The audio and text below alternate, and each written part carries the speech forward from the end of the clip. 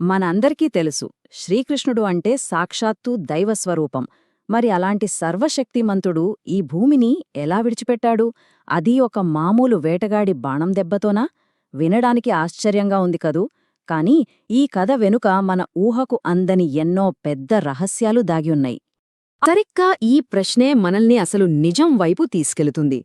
ఆలోచించండి, ఒక దేవుడు మనిషి రూపంలో వచ్చినప్పుడు ఆయన కూడా ప్రకృతి నియమాలకు అంటే ఆ కర్మ సిద్ధాంతానికి కట్టుబడి ఉండాల్సిందేనా? లేదా ఇదంతా ఆయన ఆడిన నాటకంలో ఒక భాగమా? సరిగ్గా ఇదే మనమిప్పుడు తెలుసుకోబోతున్నాం. ఇదేదో అనుకోకుండా జరిగిన ప్రమాదం కాదు. దీని వెనకాల ఎన్నో శాపాలు, కారణాలు, ఇంకా పూర్వజన్మ కర్మలు అన్నీ కలిసి ఉన్నాయి. పదండి, అసలు కథ ఏంటో చూద్దాం. ఓకే, ఈ కథ మొత్తం మనకు క్లియర్గా అర్థమవ్వాలంటే మనం టైంలో కొంచెం వెనక్కి వెళ్ళాలి. అంటే కురుక్షేత్ర యుద్ధం ముగిసి అంతా ప్రశాంతంగా ఉన్న ఆ రోజుల్లోకి వెళ్ళాలి.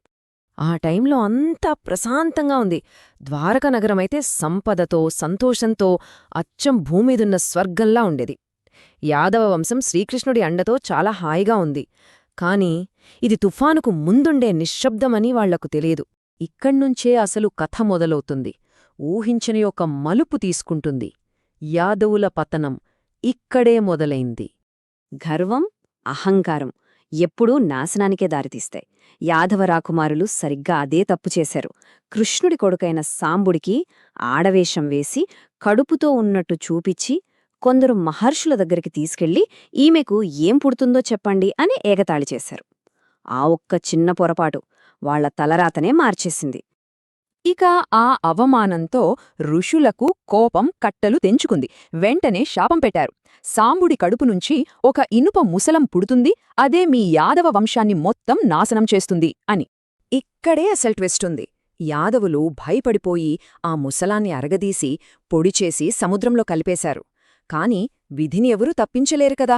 ఆ ఇనుప పొడి అంతా ఒడ్డుకు కొట్టుకొచ్చి ఎరక అనే ఒక రకమైన పదునైన గడ్డిలా మొలిసింది. అదే గడ్డి వాళ్ల చేతుల్లో ఆయుధంగా మారబోతోందని వాళ్లు ఊహించలేదు. కొంతకాలం గడిచింది. యాదవుల్లో వాళ్లకే గొడవలు మొదలయ్యాయి. ప్రభాసతీర్థం అనే చోట అందరూ మద్యం తాగి ఉన్నప్పుడు ఒక చిన్న గొడవ కాస్త పెద్దదై ఒకరినొకరు చంపుకునేదాకా వెళ్ళింది. అప్పుడు వాళ్ళేం చేశారంటే ఆ ఎరక గడ్డిని పీకి దాన్నే కత్తుల్లా వాడుకుని ఒకరినొకరు నరుక్కుని చనిపోయారు. అంతే, ఋషుల శాపం నిజమైంది. తన కళ్ల ముందే తన వంశం మొత్తం నాశనమైపోతోన్నా కృష్ణుడు మాత్రం ప్రశాంతంగానే ఉన్నాడు. ఎందుకంటే ఆయనకు తెలుసు, తన అవతార లక్ష్యం పూర్తయిందని. ధర్మాన్ని నిలబెట్టడం జరిగిపోయింది. ఇక తాను ఈ లోకాన్ని విడిచిపెట్టి వెళ్లాల్సిన టైం వచ్చిందని అర్థం చేసుకున్నాడు. ఇప్పుడు మనం కథలో చివరి, ఇంకా చెప్పాలంటే అత్యంత కీలకమైన భాగానికి వచ్చేశాం. యాదవ వంశం నాశనమైపోయాక కృష్ణుడు ఒంటరిగా అడవిలోకి వెళ్ళిపోయాడు.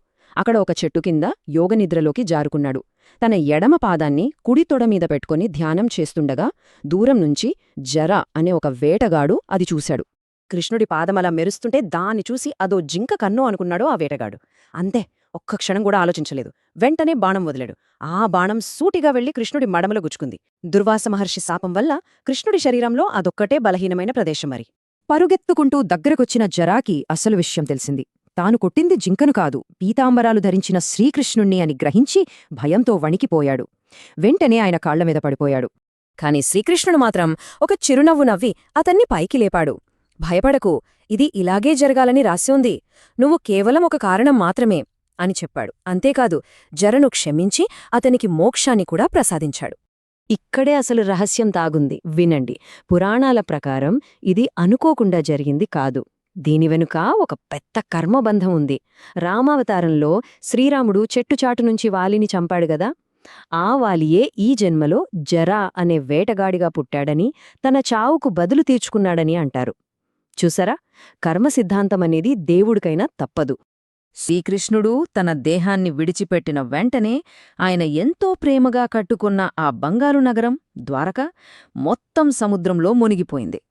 కృష్ణుడితో పాటే ఆ యుగం యొక్క వైభవం కూడా ముగిసిపోయింది. దీంతో దేవుళ్ళూ వీరులతో నిండిన ద్వాపరయుగం అధికారికంగా ముగిసింది. ఇక మానవ విలువలు తగ్గిపోయే కలియుగం మొదలైంది. ఇది కాలచక్రంలో తప్పనిసరిగా జరగాల్సిన మార్పు.